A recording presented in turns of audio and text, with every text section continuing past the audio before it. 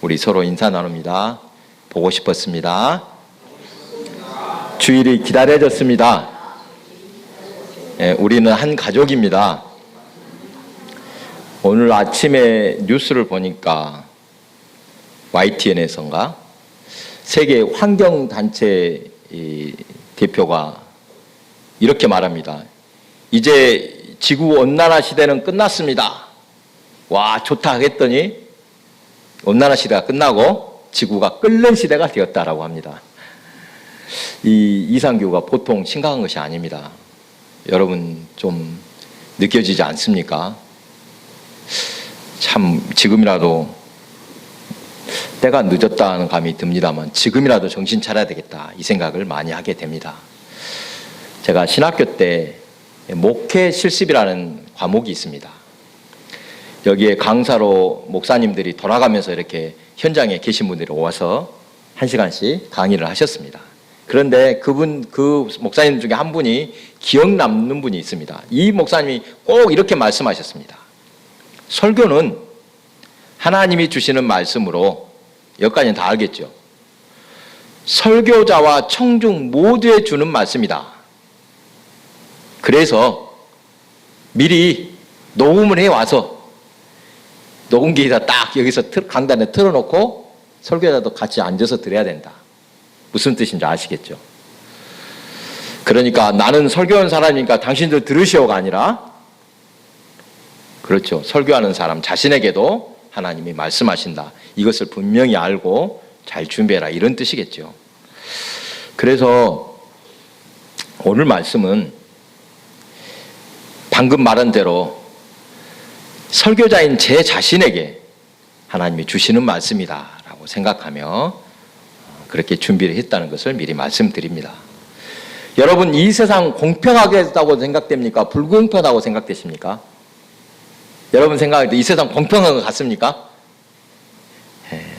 잘 사는 사람, 못 사는 사람 차이가 너무나도 큽니다. 아무리 부지런히 노력해도 안 되는 구조가 되어 있습니다. 그렇지 않습니까? 돈이 돈을 벌어주는 세상. 유전무죄, 무전유죄 들어보셨지요? 돈이 있는 사람은 죄를 지어도 처벌을 면하지만 돈이 없으면, 그런 힘없는 사람은 없는 죄도 뒤집어 쓰는 세상. 모든 사람이 법 앞에서 평등하다고 말하지만 실제 세상을 보면 그렇지 않은 것을 금방 알 수 있습니다. 여러분, 송명희 시인 들어보셨죠? 이름. 이 중증 뇌성마비 장애인입니다. 몸이 비틀어져서 몸을 가누기도 힘든 사람입니다. 이분이 나 가진 재물 없지만, 이렇게 시작하는 복음성가, 아주 유명한 시를 쓴 사람입니다. 제가 그 시를 한번 잠깐 여러분께 소개합니다. 나 가진 재물 없으나, 나 남이 가진 지식 없으나, 나 남에게 있는 건강 있지 않으나, 나 남이 없는 것 있으니, 나 남이 못 보는 것을 보았고, 나 남이 듣지 못한 음성 들었고, 나 남이 받지 못한 사랑 받았고, 나 남이 모르는 것 깨달았네.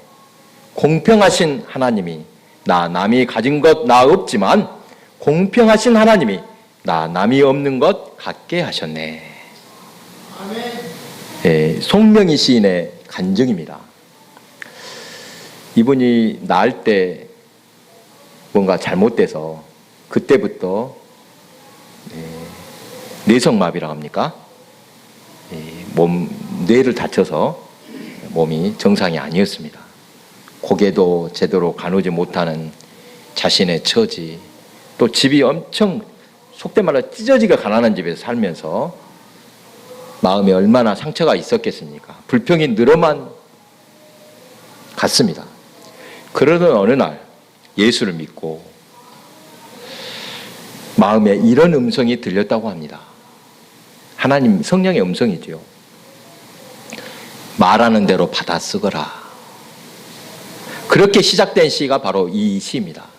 나 가진 재물 없으나, 나 가진 지식 없으나. 불편한 몸에 어렵게, 뇌성마비 환자들 보셨지요? 이 몸이 틀어져서 글씨도 잘 못 씁니다. 어렵게 연필을 쥐고 울먹이면서 받아 적기 시작했습니다. 이렇게 어렵게 받아 쓰는데 마음 깊은 곳에 하나님의 음성이 아까 공평하신 하나님이라고 쓰라고 하십니다. 그러나 이 말은 도저히 못 쓰겠다고 그녀는 울면서 소리쳤다고 합니다. 이건 도저히 못 쓰겠습니다. 하나님은 어떻게 공평하십니까? 도저히 공평하게 보이지 않습니다. 내가 어떻게 공평합니까? 이렇게 울먹였다고 합니다. 그런데도 계속해서 하나님은 공평하신 하나님이라고 써라. 수없는 갈등 끝에 결국 누가 적겠지요? 하나님의 음성을 듣기로 하고 그렇게 해서 나온 시가 이 시라고 합니다. 여러분, 이 세상 아무리 봐도 불공평하지 않습니까? 그럼에도 불구하고 하나님께서는 공평하신 하나님이라 우리에게 말씀하셨습니다. 오늘 말씀은 구원하신 하나님, 공평하신 하나님을 깊이 생각하며 은혜를 나누고자 합니다. 의인은 믿음으로 살리라. 이는 기독교에서 가장 중요한 구원의 원리로서 여러분 이신칭의 들어보셨죠? 무슨 뜻입니까? 믿음으로써 의롭다 칭함을 받는다. 이 교리입니다. 어떻게 구원을 받을 수 있습니까? 사도 바울은 이렇게 말씀합니다. 로마서 1장 17절. 복음에는 하나님의 의가 나타나서 믿음으로 믿음에 이르게 하나니 기록된 바 오직 의인은 믿음으로 말미암아 살리라 함과 같으니라. 바울은 하박국 2장 4절의 말씀을 인용했습니다. 의인은 그의 믿음으로 말미암아 살리라. 오늘 본문의 저자 하박국 선지자 이름 좀 특이합니다. 웃자고 하는 말입니다. 어떤 분은 하박국이라니까 뭔 말하고 비슷합니까? 호박국. 호박국이라고 알아들었다고 합니다. 야, 뭐 성경에도 호박국이라는 이름이 나오냐. 하박국이라는 이름은 하바크라는 말에서 나왔는데 이 히브리어는 포옹하다, 끌어안다, 끼안다는 말입니다. 그러니까 우정과 사랑을 표현하면서 끌어안는다는 뜻입니다.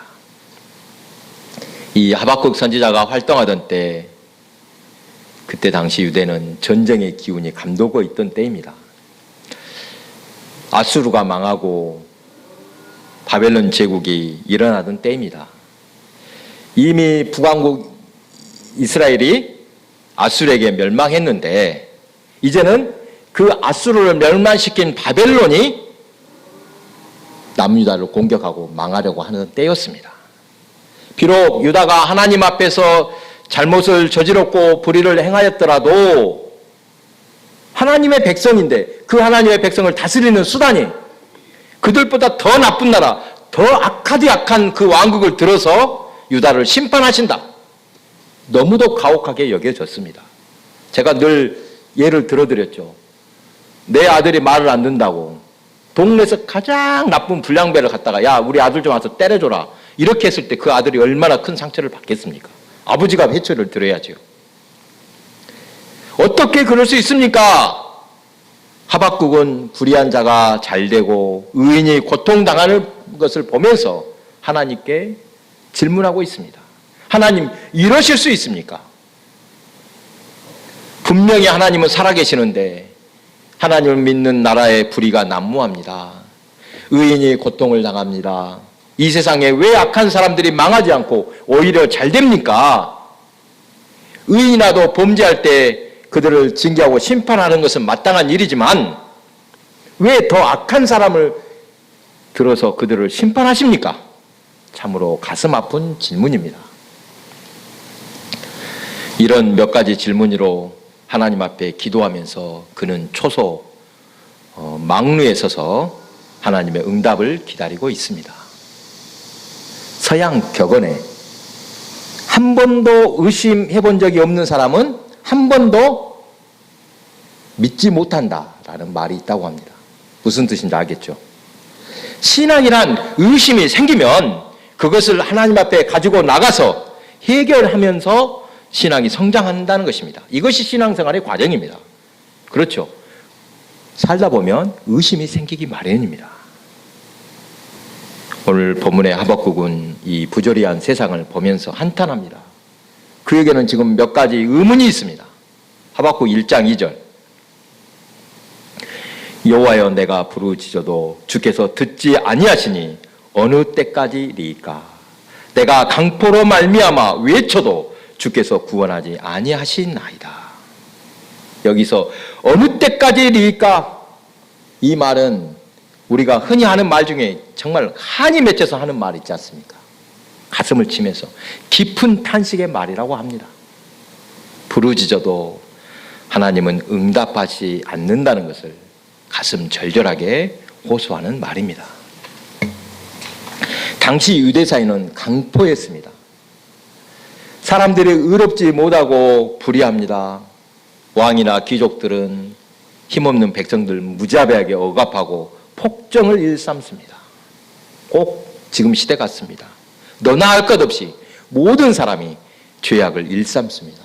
거짓이 난무했습니다. 사람들이 온유하고 부드럽지 못하고 포악하며 정직하고 성실하게 살지 않습니다. 남의 것을 어떻게 더 빼앗자. 사람들이 모이면 서로 분쟁하기에 바쁩니다. 그래서 하박국 선지자는 하나님 앞에 부르짖었습니다. 하나님은 공의로운 하나님이신데 왜 이 땅에 불의를 용납하시는 것입니까? 불의한 사회를 보면서 악을 물리쳐달라고 기도했지만 하나님은 그의 기도에 응답하지 않고 악을 물리치시지도 않았습니다. 그래서 하박국 선지자는 어느 때까지일까? 라고 탄식하며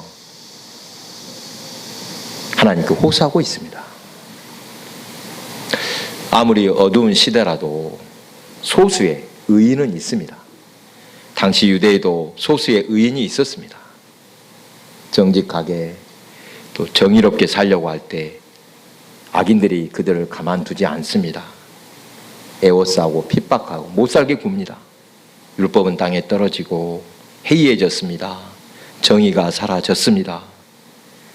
무법이 정의가 되고 불의가 공의를 대신했습니다. 한마디로 상식조차 무너진 세상이 되었던 것입니다. 하박국 선지자가 하나님을 향해 불공평한 세상이라고 하는 것은 결코 불신앙에서 나온 말은 아닙니다. 믿음이 없으니까 하나님 불공평한 것이 아니라는 뜻입니다. 여러분, 우리도 세상의 불의에 대해서 민감하게 반응해야 합니다. 이건 공의롭지 않다, 불공평하다 하면 불공평하다고 말해야 된다는 것입니다. 불의를 보고도 눈을 감는 것이 문제입니다. 그렇지만 믿음을 가지라는 것입니다. 하박국은 오늘 두 가지를 하소연합니다. 하나는 왜 그래야 합니까? 이것과 또 하나는 얼마 동안 이래야 됩니까? 이 두 가지죠. 왜 그래야 됩니까? 그러면 얼마 동안 기다려야 됩니까? 의인이 불의한 자에게 핍박을 당하는데 왜 하나님은 가만히 계십니까? 어찌하여 악인이 잘되게 내버려 두십니까? 또 언제까지 의인이 고통 당하는 것 보고만 계실 것입니까? 얼마나 오랫동안 이런 고난을 견뎌내야 합니까? 하나님께서는 세상의 죄악에 대해 민감하게 말씀하지 않는 것처럼 보입니다. 하박국은 다시 소리 높여 말합니다. 1장 13절입니다. 주께서는 눈이 정결하심으로 악을 참아 보지 못하시며 폐역을 참아 보지 못하시거늘 어찌하여 거짓된 자들을 방관하시며 악인이 자기보다 의로운 사람을 삼키는데도 잠잠하시나이까. 악인이 자기보다 의로운 사람을 삼키는데 그것은 하나님의 속성상 허락할 수 없는 일 아닙니까? 하나님이 의로우신 분인데 어떻게 그것들을 가만두고 보십니까? 이 뜻이죠. 하박국은 파수하는 곳 성루에 서서 하나님의 응답을 기다리고 있습니다. 본문 1절, 내가 내 파수하는 곳에 서며 성루에 서리라. 그가 내게 무엇이라 말씀하실는지 기다리고 바라보며 나의 질문에 대하여 어떻게 대답하실는지 보리라 하였더니 예루살렘 성의 망대에 올라가서 자리를 잡고 응답을 기다렸습니다. 파수꾼의 심정으로 응답을 기다리는 중입니다. 하나님과 깊은 만남의 시간을 가지려고 하는 것입니다. 우리 또한 어려울 때일수록 이 하박국처럼 하나님과 깊은 만남의 시간을 가져야만 합니다. 하나님이 응답하시는 것을 깊이 묵상하며 들어야 합니다.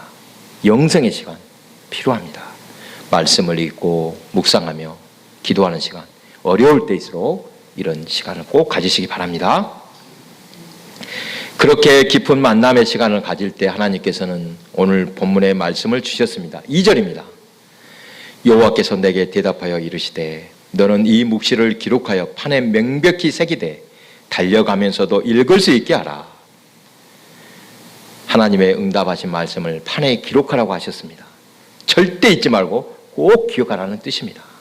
그리고 3절입니다. 이 묵시는 정한 때가 있나니 그 종말이 속히 이르겠고 결코 거짓되지 아니하리라. 비록 더딜지라도 기다리라. 지체되지 않고 반드시 응하리라. 무엇이 반드시 응한다는 뜻입니까? 유다를 침략한 바벨론을 반드시 심판하실 것이라는 말씀입니다. 의인을 괴롭히는 악한 자들을 하나님께서 처벌하신다. 그들에게는 반드시 심판이 정해져 있다는 것입니다. 하나님은 의인을 괴롭히는 악인, 택하신 백성을 침략하고 포로로 잡아간 이 불의한 나라를 심판할 것을 분명히 말씀하셨습니다. 그럼 언제까지 기다려야 합니까? 그날이 언제입니까? 약속은 반드시 실행될 것이고 속히 이룰 것이라고 말씀하셨습니다. 그대로 됐습니까? 안 됐습니까? 바벨론이 그때는 영원한 나라일 것 같지만 하나님께 심판받아서 멸망했습니다. 하나님의 약속은 반드시 이루어집니다. 성취됩니다. 때가 정해져 있습니다. 하나님의 약속은 시위를 떠난 하사와 같이 지금 성취를 향해서 날아가고 있습니다. 택하신 백성을 그대로 두시지 않습니다. 약속을 기다리라고 하셨습니다. 정한 때를 참아 기다리라. 지금은 더디게 보일지라도 기다리라고 하셨습니다. 하나님은 약속을 반드시 이루어 주십니다. 바벨론이 하나님의 도구로 사용되었다고 해도 그들이 이뻐서 사용한 것이 아닙니다. 그들의 탐심과 잔인한 불의까지 용납되고 허용하셨다는 것이 아닙니다. 그들에게 내려질 심판, 더 무서운 심판이 기다리고 있는 것입니다. 마지막으로 이러한 불의한 시대의 의인들, 성도들은 어떻게 살아야 할까? 오늘 4절에 중요한 응답의 말씀이 있습니다. 보라, 그의 마음은 교만하며 그 속에서 정직하지 못하나 의인은 그의 믿음으로 말미암아 살리라. 할렐루야. 하나님을 떠난 악한 자들, 바벨론 군사들, 하나님을 대적하는 무리는 그의 마음이 교만하며 정직하지도 않습니다. 악인은 교만한 대로 심판을 받는다고 하셨습니다. 악인의 특징, 교만입니다. 그들은 교만합니다. 교만함으로 자기를 믿고 자기 뜻대로 살아갑니다. 자기 힘과 능력을 믿고 마치 자기가 신이나 되는 것처럼 행동합니다. 하나님께서 아주 미워하는 것이 바로 그것입니다. 자기가 주인이라고 믿고 살아갑니다. 그러다 결국 하나님의 심판을 받게 되어 있습니다. 불의한 심판, 불의한 세상, 조금만 기다려라. 하나님 반드시 심판하신다. 이렇게 말씀하십니다. 성도는 믿음으로 살아야만 합니다. 믿음이 있는 자는 그 믿음으로 하나님 앞에서 의롭다 여기심을 받을 것이고, 우리는 하나님의 약속을 믿고 그것이 조금 더디고 지금 당장 성취되지 않는 것 같아도 기다리며 믿음으로 살아가야 합니다. 믿음으로 기다리며 참는 자는 복된 사람입니다. 오늘 말씀을 묵상하다가 중요한 사실을 발견했습니다. 여러분 잘 들어보십시오. 하나님께서는 누구라도 상관없이 믿는 자와 믿지 않는 자만 구분하십니다. 무슨 뜻이냐? 그가 어느 민족인가 이것도 중요하지 않는다는 것입니다. 믿는 자와 믿지 않는 자만 있을 뿐입니다. 아무리 택한 백성이라도 믿음이 없을 때는 그들은 심판받습니다. 교회를 오래 다녔던지 직분이 무엇이든지 또 얼마나 많이 드렸던지 그것을 보시지 않고 오직 믿음만 보신다는 것입니다. 여러분, 이것을 가슴에 새기시기 바랍니다. 비록 더딜지라도 하나님의 신실한 언약을 믿고 참고 기다리는 것, 바로 이것을 하나님께서는 가장 귀하게 여기신다는 사실입니다. 하나님은 그의 믿음을 보실 때 의롭다고 하십니다. 요한복음 16장 9절. 죄에 대하여라 함은 그들이 나를 믿지 아니하며, 믿지 않는 것이 얼마나 큰 죄인지 모릅니다. 여러분, 다시 한번 강조합니다. 하나님이 보시는 것은 믿음입니다. 의인은 믿음으로 말미암아 살리라고 하셨습니다. 본문 4절의 말씀은 로마서와 갈라디아서에서 그대로 바울이 인용하고 있습니다. 히브리서도 같은 말씀을 그대로 쓰고 있습니다. 믿음이 얼마나 중요한지, 예수를 믿어 구원을 받은 이 중심 사상, 그것이 무엇입니까? 구원은 행위에서 나오는 것이 아니라 오직 믿음에서 나온다. 오직 믿음으로 구원을 받는다. 이것입니다. 그런데 여러분, 이 믿음을 갖기 쉬운 일입니까? 안 믿어지는데 어떻게 믿겠습니까? 믿음이 쉽지 않습니다. 특히 오늘 본문의 하박국 시대를 보십시오. 이때는 하나님의 약속이 성취되지 않고 지연되고 있는 때입니다. 이 도저히 하나님이 살아계시다면 이럴 수가 없다라고 답답하던 시대입니다. 이렇게 악한 시대가 계속되고 악인들이 날뛰고 있는데 의인이 잘 되는 것이 아니라 악한 사람이 잘 되는 시대라, 혼란을 시던 시대에서 믿음을 가지라고 하시니 이 믿음 갖기가 쉽지 않았다는 것입니다. 그러나 앞에다 분명히 그러나라고 주셨지 않습니까? 의인은 그의 믿음으로 말미암아 살리라. 여기서 이 믿음이라는 말은 히브리어로 에무나라는 말인데 견고하다, 강하게 버틴다라는 뜻이 있습니다. 그러니까 여기 믿음이라는 말에 견고함, 버팀이라는 말을 한번 넣어서 읽어보겠습니다. 오직 의인은 그의 견고함으로 말미암아 살리라. 오직 의인은 그의 버팀으로 말미암아 살리라. 좀 말이 이상합니다만, 사랑하는 교회 여러분, 우리에게 이런 믿음이 있어야 합니다. 살아있는 믿음, 불순물이 전혀 없는 순수한 믿음이 있어야 합니다. 우리는 무엇을 믿고 버티는 것입니까? 아브라함이 좋은 예입니다. 아브라함은 이 믿음으로 의롭다 하심을 받은 사람입니다. 하나님은 그에게 중요한 약속을 하나 주셨습니다. 밤하늘의 별과 같이 또 바닷가의 모래같이 많은 자손을 너에게 주겠다 약속하셨습니다. 그런데 그가 이 약속을 받을 당시에 아들이 있었습니까? 없었습니다. 사실 이루어진 것이 하나도 없는데 단지 약속만 받을 뿐입니다. 그러나 아브라함은 하나님의 말씀을 신뢰하고 끝까지 믿었습니다. 그렇게 하나님을 믿는 믿음을 보시고 하나님께서는 아브라함을 의롭다고 하셨습니다. 우리의 믿음이 견고하고 버틸 수 있는 이 믿음이어야 합니다. 여러분, 믿음은 견고하다, 버티다는 뜻입니다. 우리의 생명까지도 맡기는 믿음이어야 합니다. 배짱이 있어야 되겠죠. 버텨봐 보십시오. 하나님의 신실한 약속을 믿고 보니 하박국은 이렇게 고백할 수 있었습니다. 3장 17절 19절입니다.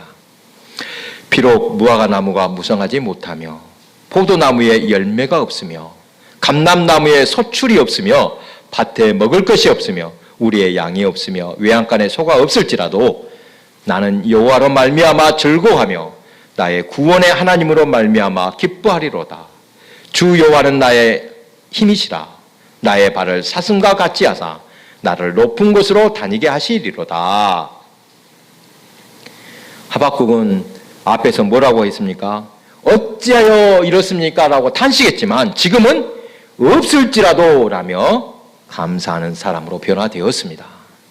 탄식이 변하여 감사가 되었습니다. 요즘 저는 개인적으로 기도하는 제목이 하나 있는데 지난주 하나님께서 제 마음에 믿음으로 응답을 주셨습니다. 여러분, 우리는 주님의 것입니다. 믿으십니까? 내 몸이라도 내 것입니까? 아닙니까? 내 것 아닙니다. 하나님의 것입니다. 하나님이 주인이시니 알아서 우리를 인도하실 것입니다. 내가 원하는 대로 기도한 대로 될 때만 응답입니까? 하나님의 종임을 고백했으니 하나님이 좋으실 대로 인도하실 것입니다. 이러한 믿음 또한 하나님이 주신 응답임을 믿게 되었습니다. 또 며칠 전 고향집에 갔다가 잠깐 어머니와 이런 일이 있었습니다. 마당가에 사과나무가 있습니다. 사과나무 가지가 이렇게 안 좋게 뻗어 있길래 어머니가 가지를 좀 잘라주라고 해서 잘랐습니다. 잘랐더니 나무 가지가 나올 거 아닙니까? 이걸 어디다 버릴까요? 했더니 동네 앞에 방죽이 있는데 방죽가에다 갖다 버리랍니다. 그 방죽이 원래는 동네가 생기기 전에는 엄청 깊고 깨끗한 방죽이었는데 동네가 들어서면서 사람들이 하도 갖다 뭘 버리니까 다 메꿔지고 더러워져서 이제는 아예 없앤다고 합니다. 메꿔버린다고 합니다. 그렇게 버리라고 하자 제가 안 된다고 했습니다. 그랬더니 하시는 말씀이 다들 그렇게 버리는데 우리만 안 버린다고 무엇이 달라지겠냐 라고 하셨습니다. 그래서 제가 나라도 나부터 실천하면 되지 않겠습니까? 한 사람씩 한 사람씩 실천하다 보면 언젠가 변화될 것입니다. 시간이 걸려도 믿음을 갖고 살아야 됩니다. 이렇게 답답한 세상에 뭐가 되겠어? 아닙니다. 이럴 때일수록 어느 때보다 믿음이 필요한 때입니다. 우리는 우리에게 맡겨진 사명만 잘 감당하면 됩니다. 아멘. 누가복음 18장 8절 내가 너희에게 이르노니 속히 그 원한을 풀어주시리라. 그러나 인자가 올 때 세상에서 믿음을 보겠느냐 하시니라. 하나님의 약속을 믿고 끝까지 견고하게 흔들리지 않고 완전히 맡기는 믿음으로 그래서 하나님께 모든 문제를 해결받고 복을 받는 성도 되시기 바랍니다.